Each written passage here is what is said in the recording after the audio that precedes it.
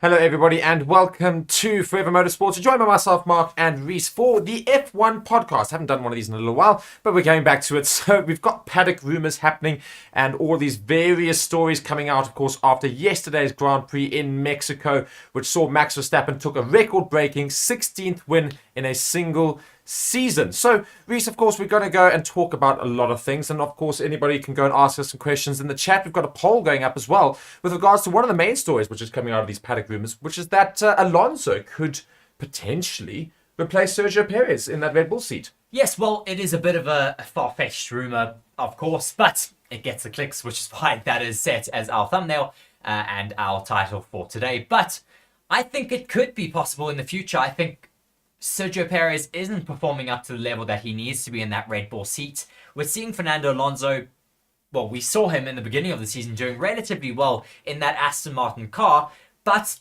now throughout the rest of the season they have not upgraded it and evolved it as much as the other teams throughout the top five, and that's why they are falling back and out of that top five title battle. So I think that's relatively disappointing for Fernando Alonso, and I think he's going to be hoping to get a top team to drive with. And I don't think you can ever discount him. Of course, he is a little bit older in age, but still performing at the level, or at the same level as those youngsters that are also in Formula One. And I don't think it is too far-fetched to get him into that seat. No, not at all in this case. Of course, as we said, it's a rumour. It's very much just pretty much probably somebody in the back there just going and saying, oh, you know what, let's have Alonso in that Red Bull car. But let's actually look at what that would mean and what that could potentially do in that Red Bull I suppose that Red Bull setup. So gpblog.com's got a little bit of an article here, and we're just going to read a little bit into it, and I suppose we'll chat about the various things that could happen with regards to it. So the rumour mill started on Monday after tweets from some prominent figures in F1. So it is no secret that there was tension in several different areas. The big question is which bomb will blow first. After the Mexico Grand Prix, here's the state of play on some lingering issues in the sport. The seat next to Max Verstappen, being Sergio Perez, has been under pressure at Red Bull Racing all year. We know this. First, Perez wants to compete for the world title, but now he's seemingly losing his seat with the team. In front of his home crowd, the Mexican would have scored the most important points for his season for the standings, but he threw it all away with his chances in the first corner. The Red Bulls supported him afterwards, but internally the situation will be discussed differently. This cannot go on like this. Not only is Perez simply too slow compared to Verstappen, but he is also too big a cost for the team at the moment. The 33-year-old driver has already caused a lot of damage with his crashes, which is far from ideal with the budget cap. Daniel Ricciardo did make his mark in the Mexico Grand Prix of all places by qualifying fourth ahead of Perez in the Red Bull 19. Ricciardo also drove a decent race, and although it must be said that Yuki Tsunoda came very close until his crash, Ricciardo finished off in 8th position. So he did exceptionally well, and Perez not finishing the race shows that Ricciardo really did put his name up there in terms of outperforming Perez within that Red Bull setup. Perez, though, not performing well enough for Red Bull Racing standard, but is Ricciardo the best alternative? Well, Alex Albon shows weekly at Williams that he has also grown immensely, but Helmut Marko argues that they cannot now cut the tie loose. They cannot now cut the tie loose of Williams. This team talks have also been held with Lando Norris, but he would prefer a longer stay at McLaren over a place alongside Max Verstappen. Then perhaps Carlos Sainz, an old friend of Red Bull and the ideal second driver to Charles Leclerc. However, Sainz wants to win himself and knows from experience that he'll be in trouble alongside Verstappen, so the options are limited, which brings across the big rumour mill of Fernando Alonso. Of course, there has been a little bit of rumours going about Fernando Alonso wanting to retire with the whole Aston Martin saga. A big question mark also appears behind Fernando Alonso's name. At 42 years old, Alonso is the oldest Formula One driver on the grid. And where he was still so positive at the beginning of the year, while the whole Aston Martin project was still somewhat competitive, it has now collapsed. And there are some rumours going around that Lawrence Stroll could soon pull the plug on his Formula One project. The Geely Group is reportedly looking to take over, and given that his son Lance Stroll's motivation has dropped away from Formula One, Lawrence would do well to sell the lot. The team started the Formula One season so well, but has taken completely the wrong direction with the development of their car. This certainly will not please Stroll, with the RB18 that was copied well at the beginning of the season by Dan Fallows and his squad, but over the year it became clear that copying does still not allow you to understand those fundamental fundamentals of their design concept. The Stroll family has tried in Formula One, first at Williams, then at Aston Martin, with mega amounts of money being put into that team, but with no success for their son, Lance. So, will Fernando Alonso rather retire, or will he move to yet another team in this Formula One career? With the Aston Martin saga, a big question mark also appears behind Fernando Alonso's name. At 42 years old, Alonso is the oldest F1 driver on the grid. So, will he move into that seat, you reckon, next season or not? Well, I don't know about Red Bull. I think they are just... He's a little bit too old for them, unfortunately, in terms of signing him for a multi-year contract. Maybe they might just sign him for a year to allow maybe Daniel Ricciardo to get a little bit more comfortable in the AlphaTauri seat and then re-evaluate after that. I think if Aston Martin isn't going to be able to provide a good enough race car for Fernando Alonso, he is going to start looking elsewhere. I think his contract still goes into next year, but they could try and do a driver swap between himself and Sergio Perez. Sergio Perez used to be in that team when it was still Force India, then becoming Racing Point, and now Aston Martin. So I think he would be welcomed back at the team by all of the engineers and personnel, but I don't know if anyone would want him back at his current form. Unfortunately, just not being able to be competitive in what could be the most dominant Formula One car in history of the sport. Yeah, so I mean, Fernando Alonso not really going to be moving to Red Bull. He's quite old, and it's unlikely that he will make a move to that Red Bull seat, but it is still part of the rumour mill. Stranger things have happened, and we could very well see Sergio Perez at least out of that Red Bull seat next year. And if Sergio Perez does happen to leave Red Bull in the next coming seasons, who would you like to see in his place? Would you like to see Fernando Alonso, even though he's 42 years old, started to get towards the end of his career, one imagines eventually? Would you like to see him in that Red Bull? Would you like to see Alex Albon come back to that Red Bull car? Would Norris suit it? Would another driver completely suit it? Maybe Daniel Ricciardo be upgraded, Perez be lumped into that AlphaTauri team? All these questions will be asked, so be sure to let us know in the comments. As Stefan is joining us here saying, how's it guys? Great to have you here, Stefan. And yeah, I mean, I suppose that brings us then to the thing, talking of the weekend with regards to Perez's home Grand Prix. So we've got 5 winners, we've got 5 losers. Let's go through one of the winners. Of course, Max Verstappen being the biggest winner from that Grand Prix race weekend, winning the race by a gap of over 15 seconds to Lewis Hamilton in second place. Just reading through here, Max Verstappen has taken up a near-permanent residency in the winners section of this feature this year. The Dutchman delivering yet again another commanding performance in Mexico City to secure a 16th win in his 2023 season, which is a new single-season record. This was Verstappen's 5th victory in Mexico, tying Austria's Red Bull Ring for the venue where he has enjoyed his most success, and moving him to 251 points clear of the top of the Drivers' Championship. He has already won the championship, but there's a bigger gap that separates all the other drivers in the drivers' standings. His 18th podium of the year in 19 events ties his own single-season record with 3 Grand Prix still to go. This year just gets better and better for the Red Bull racer. Yeah, indeed. And his teammate, not so much. Of course, Sergio Perez did not. And he was a big loser. That's the very next person, of course, we have to talk about. And in the case of emotions was the other scale for Verstappen's teammate, as he was distraught with his performance after making contact with Charles Leclerc that caused race-ending damage. His second retirement in 4 races was a painful way to end his home Grand Prix race weekend at a venue where he enjoyed such unrelenting and passionate support from a wonderful crowd.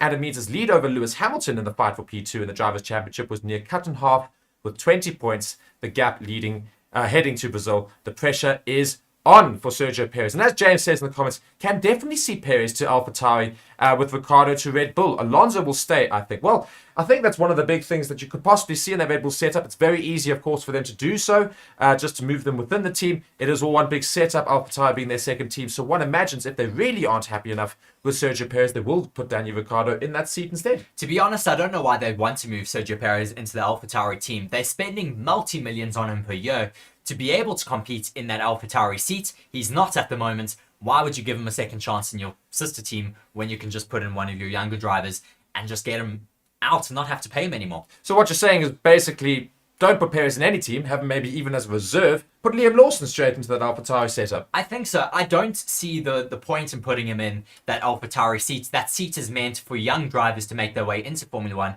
and then into that Red Bull seat. Why demote him into the AlphaTauri seat and pay him multi-millions as if he's still in that Red Bull seat? You're still going to pay him either way if he's not in the sport or if he's in the sport. So take him out completely. Maybe he can go to another team or he has to have a hiatus here and then just put a younger driver in that AlphaTauri seat and possibly move Daniel Ricciardo up into Red Bull. Well, what it does sound like is there needs to be an ultimatum with regards to Sergio Perez. Will they back him for next season? Will they not? They need to make this decision ASAP because we're only 3 races away from the end. You know, we've got Brazil, we've got Las Vegas, we've got Abu Dhabi, and that is the season over. And they really do need to make these decisions quickly because the seasons are so long. The start of the season early next year, they need to get cracking with regards to what's happening. They need to have an understanding. As Reece says, do you agree with him in the comments? Go and let us know. Should it be Liam Lawson, Yuki Tsunoda and AlphaTauri, and Danny Rick and Verstappen in Red Bull? Should it be Liam Lawson and somebody else completely in that AlphaTauri setup? Or do you think Perez would be demoted to AlphaTauri? Reece doesn't think so. I certainly don't think so. It's not really a logical move at all.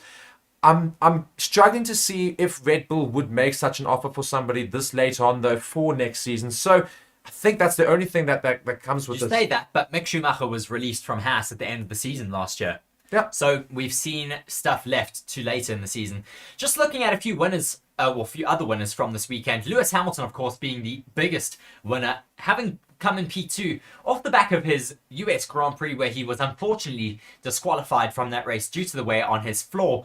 But this was one of Lewis Hamilton's strongest drives of the year, with the Briton fighting through from 6th on the grid to secure a brilliant second in the Mexico Grand Prix for the 3rd year in succession. He clocked the fastest lap on the final lap of the race. That is his 65th career fastest lap, moving him just 12 adrift of Michael Schumacher's all-time record. The bonus point that came with it also helped in his pursuit for second in the Drivers' Championship, a target that recently looked fanciful, but is very much on the cards now, given his performance curve.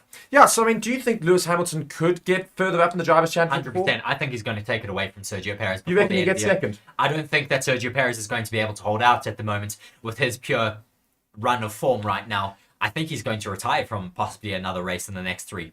You know what would have been interesting is the fact that if Hamilton didn't get disqualified in the previous race, and then of course we saw Sergio Perez not finish yesterday and Hamilton get a second, we probably would have seen Hamilton literally he would have taken already. This weekend. So it's an interesting one, the fact that Hamilton, even with that disadvantage last weekend, could still very easily take Sergio Perez right at the end here, which will be damning to Red Bull, of course, and their hopes for having a 1-2 and Constructors' Championship in the belt. So lots of eyes on Sergio Perez. But Hamilton, of course, certainly advancing in that Mercedes car, and the Mercedes team certainly advancing towards a much better season in 2024.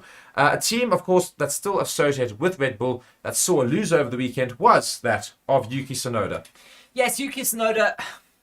I'm getting fed up with Yuki Tsunoda, to be very honest. I think Red Bull need to get rid of 2 drivers. They need to get rid of Sergio Perez and Yuki Tsunoda. Yuki Tsunoda has been in that AlphaTauri seat for 3 years now. He hasn't been promoted up into the Red Bull seat, hasn't shown any major signs of a breakthrough in terms of performance, and we're still seeing the fact that he is so immature in that car. I think the point that proved that for me this race weekend was the fact when he crashed with Oscar Piastri, he of course was spun around there into turn 1. Then instead of getting his car back out onto track, he was throwing a tantrum in that car, throwing his hands all over the place instead of getting back out onto circuit. I mean, it was absolutely bizarre, as you say. I mean, even in his turn, he was throwing his hands up, and then the car stopped, started the car moving, and then was just throwing his hands up, hitting his steering wheel, and then getting going eventually. His engineer came back onto the radio to go and say, you can still make up lots of places in this race, keep going. He says, I do not want to be spoken to. I don't want to hear any more things for the rest of the race. So basically saying, I don't actually care about the rest of this race because I'm just going to be a fed up little sport brat, essentially.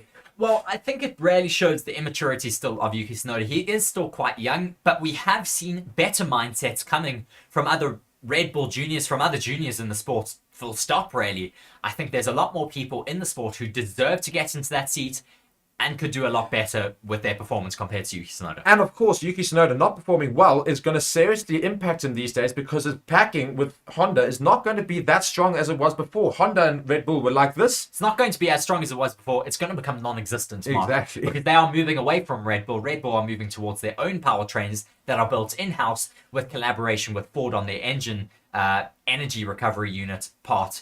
But I do think that Sergio Perez and Yuki Tsunoda are going to be coming under a lot of pressure, specifically from Helmut Marko. We know he's very, very tough on their drivers, but I think when they are not performing up to their best, that is when they need to kind of have a look at themselves and see where they can improve.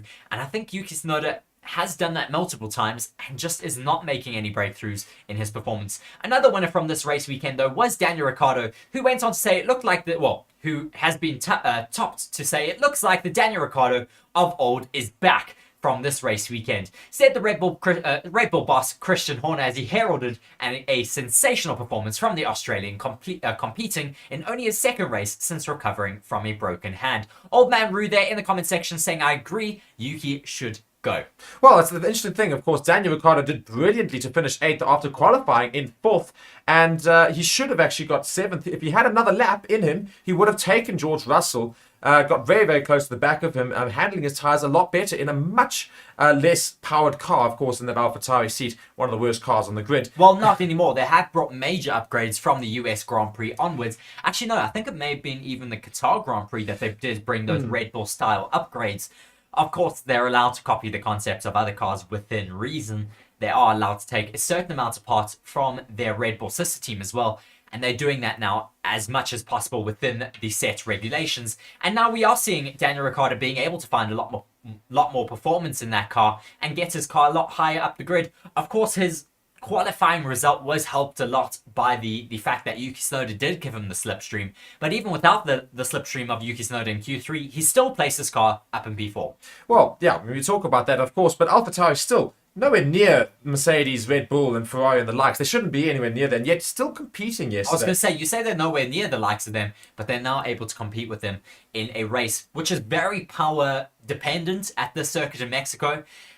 I'm waiting to see what's going to happen at a more traditional track like the one next weekend out at Interlagos in Brazil.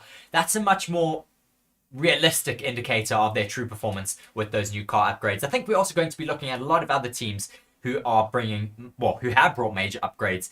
As we look at another winner, or another loser rather, from this weekend, which was Haas. This was a chastising weekend for Haas, who dropped to the bottom of the Constructors' Championship after a 4th Grand Prix without points. Nico Hülkenberg looked like he may snatch at least one with a gritty drive on his 200th Grand Prix weekend, but 70 laps in on the mediums proved a step too far as he faded down to 13th. His teammate Kevin Magnussen had a massive crash when his Haas suffered a left rear suspension failure through turn 8, which veered him into the barriers, causing a major amount of damage to his car, damage to the Tech Pro barriers, and a red flag in that race, which just caused a little bit more interesting dynamics throughout that race yesterday on Sunday. Exactly. And we go then to one of our major winners yesterday, arguably the best drive I've seen from Lando Norris in a little while. Granted, a lot was helped, to get him up to the position, but starting all the way down in 17th position to fight his way to the top 5.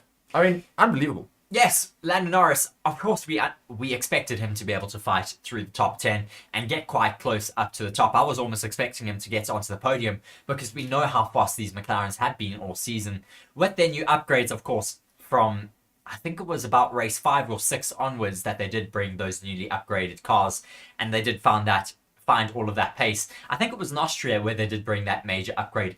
But we're expecting him to be at the top. Of course, he was hampered by the fact that he did not get a clean run in qualifying 1 on Saturday evening, so he was eliminated from that first qualifying session, and that really made his race a little bit more difficult. I think he would have been able to challenge for possibly top 2, maybe for the race win yesterday if he didn't have that bad qualifying session on Saturday evening. Indeed. So he was very busy in Mexico yesterday, doing exceptionally well to get ahead of George Russell right near the end there and move himself into 5th.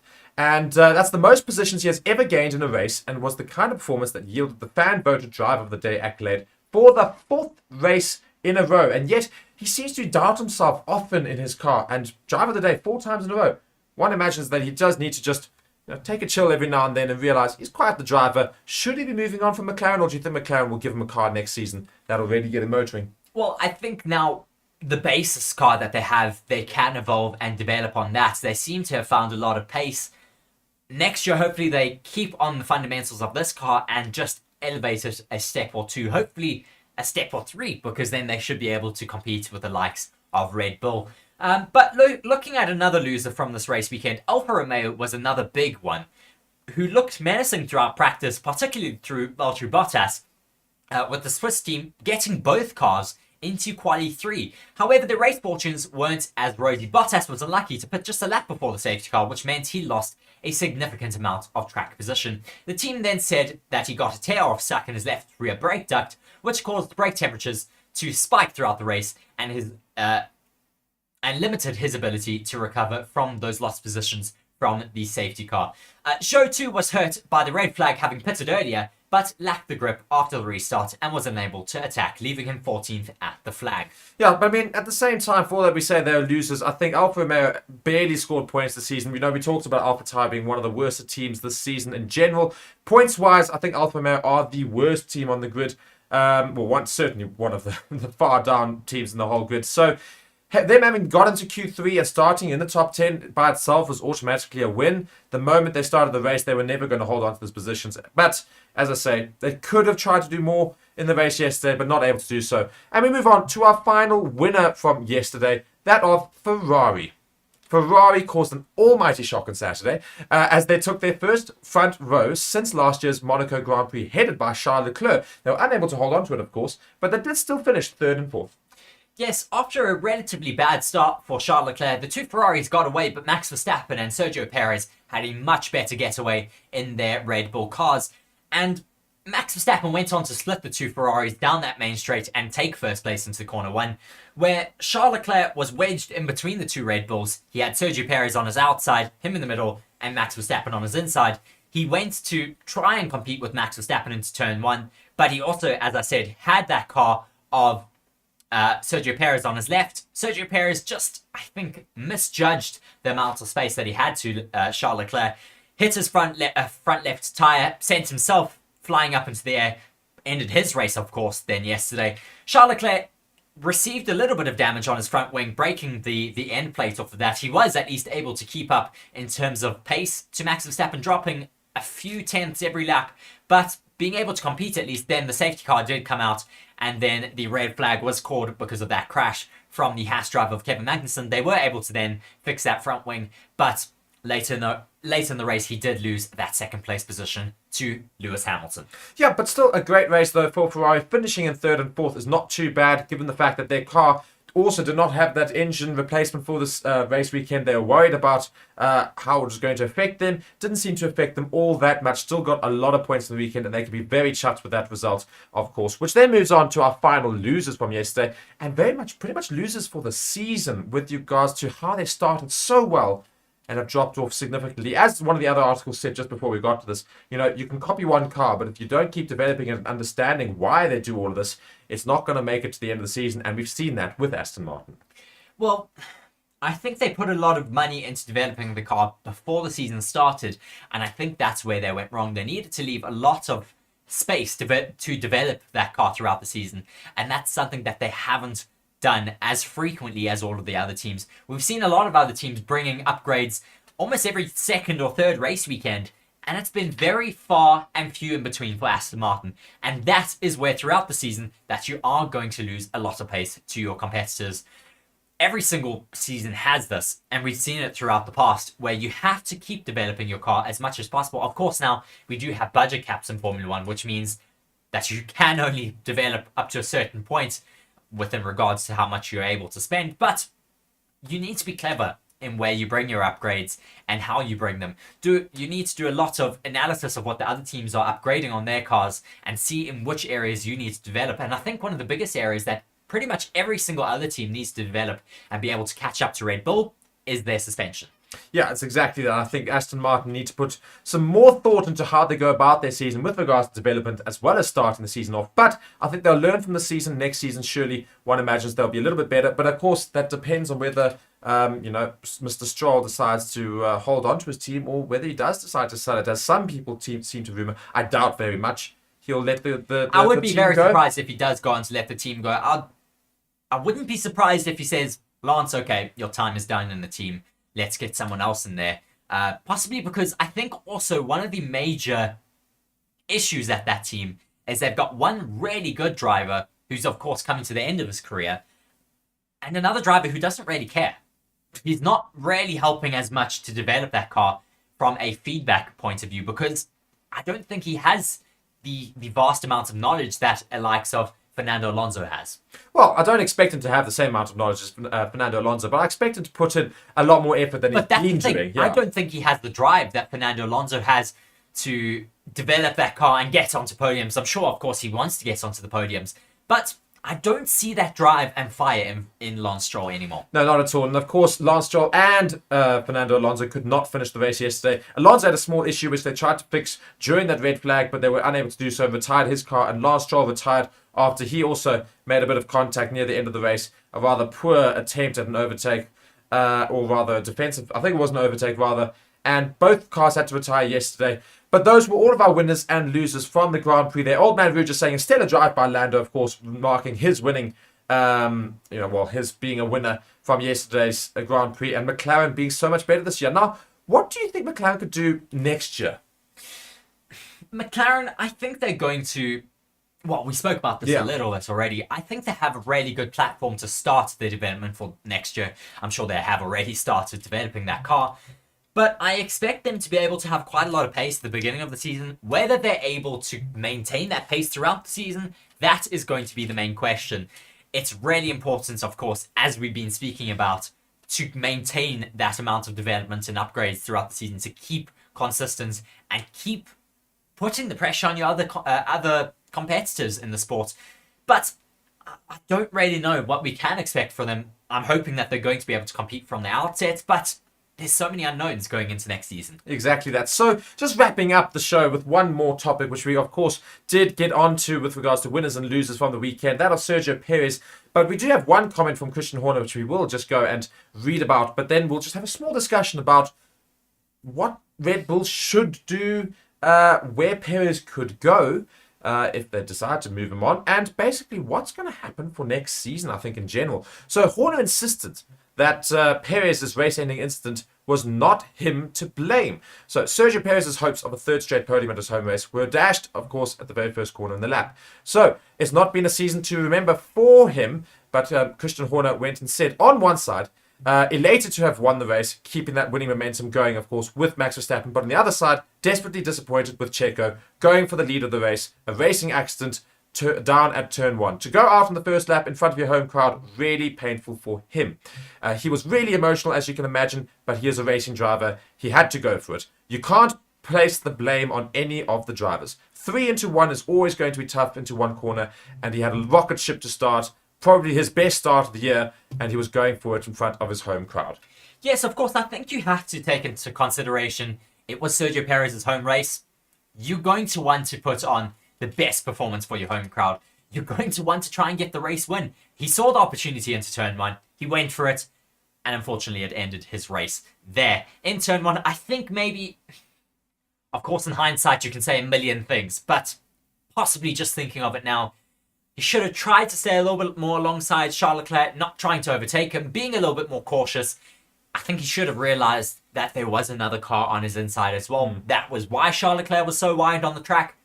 But all of this, as I say, is in hindsight. Christian Horner went on to say, of course it's tough for him, but he is our driver and we want him to achieve and what we know he is capable of. And we'll continue to support him and protect him.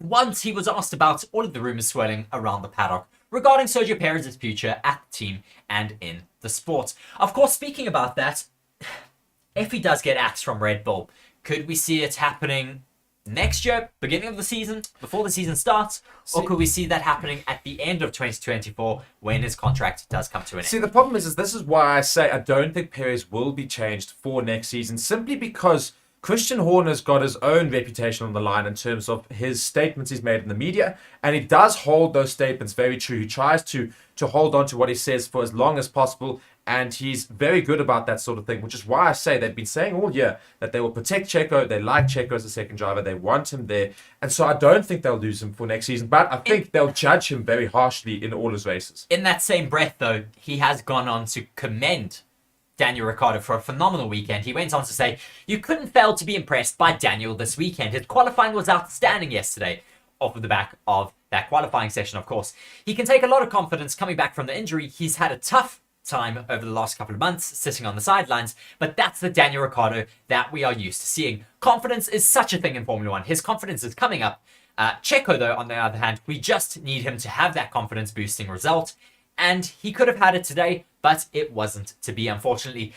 I think, though, they are going to start getting really frustrated with Sergio Perez. He is in one of the most competitive cars on the grid, if not the most competitive car in Formula 1 history, and he's just not making the right calls in terms of where to place that car, what he does throughout the race weekend. I think possibly, of course, the car does develop in a way that may go on to suit your number one driver, but at the same time, you have to go, I am in this team. I can still push for the car to be developed and set up in a way that suits me. Exactly that. So, I mean, I was very disappointed with Checo yesterday. I did think he was actually going to have a very good race if he just managed to get past that first lap, because he did easily have the best start of anybody. 100% had the best start of and anybody. it was arguably one of the best starts I've seen all season. He took basically 4 positions by the first corner. It was insane to have seen a 5 start. positions. He started in 5th. That's what I say. He got into P1. Well, makes up 4 positions then to get into first. But yes, he started in 5th, which is brilliant. And he was ahead of everybody going into turn 1. He just turned way too early into Leclerc. So, unfortunate for him. I still think he does have the ability to really showcase his stuff. We saw it right at the beginning of the season. But his mentality, I think, was significantly hit when he suddenly realized he was fighting for a title. And I think he got scared by that the same way Leclerc might have got scared last season.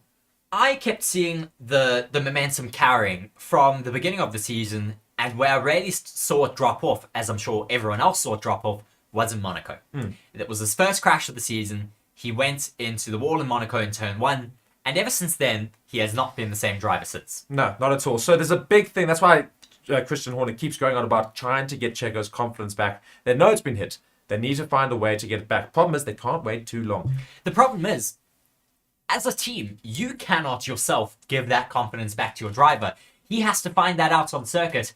And one of the only ways for them to get that confidence back is to get back on the podium or a race win. Exactly that. He needs to get on the podium. He's got 3 races to do it. We've got Brazil coming up this weekend. We've then got Las Vegas. Very, very, very in 2 weeks' very time, I think it is. Yes, 2 weeks' time. Of course, we will have a race this break, weekend, then if a I'm week not break. mistaken. Yeah, it's this weekend, then a week break, then Las Vegas, and then Abu Dhabi after that. And everybody's very keen to see what happens in Las Vegas. But we've got Brazil before that. What can Lewis Hamilton do there? Of course, Lewis Hamilton loves Brazil. But that's the one thing that we have to look forward to this weekend. Yes, certainly looking forward to Interlagos, where Lewis Hamilton is pretty much considered a citizen of that country. I think they have given him an honorary citizenship of Brazil. So he's going to be very, very competitive there. He loves that circuit, as is Max Verstappen. I think he's also going to be one to watch there. But I think just off the back of this weekend, Sergio Perez really does need to find his form again. I think this would have given him a major knock in his confidence yet again, especially in front of his home fans. We're really rooting for Sergio. We don't want him to see him fall out of that seat. As much as we're saying we'd like to see other people who are more competitive in that seat, I'd really love to see the Checo of old get his confidence back and be able to fight with Max Verstappen. I was really, really looking forward to it at the beginning of the season, to get a really competitive drive from those two, because we saw a couple. I think we got a race win in Saudi Arabia for Sergio Perez at the beginning of the season. I think he had got about 3 race wins, if I'm not mistaken, and it's just really disappointing that so far he hasn't been able to show that form of old, and we're really hoping that he does find it once again. But that has been it for us here on the Forever Formula 1 podcast, speaking about all the paddock rumours and speaking about of news off the back of that Mexico Grand Prix this race weekend. Yes, thank you so much for joining us. Be sure to like the video, subscribe to the channel, leave us some comments that you want us to answer in the next few videos. Reece will, of course, be giving you all of the various shows coming up this week leading into the Mexican Grand Prix. But for now, I've been Reece. Tell you, that's going to be an interesting one. I've been Mark. Reece has been alongside me. Thank you so much for watching. Until the next time.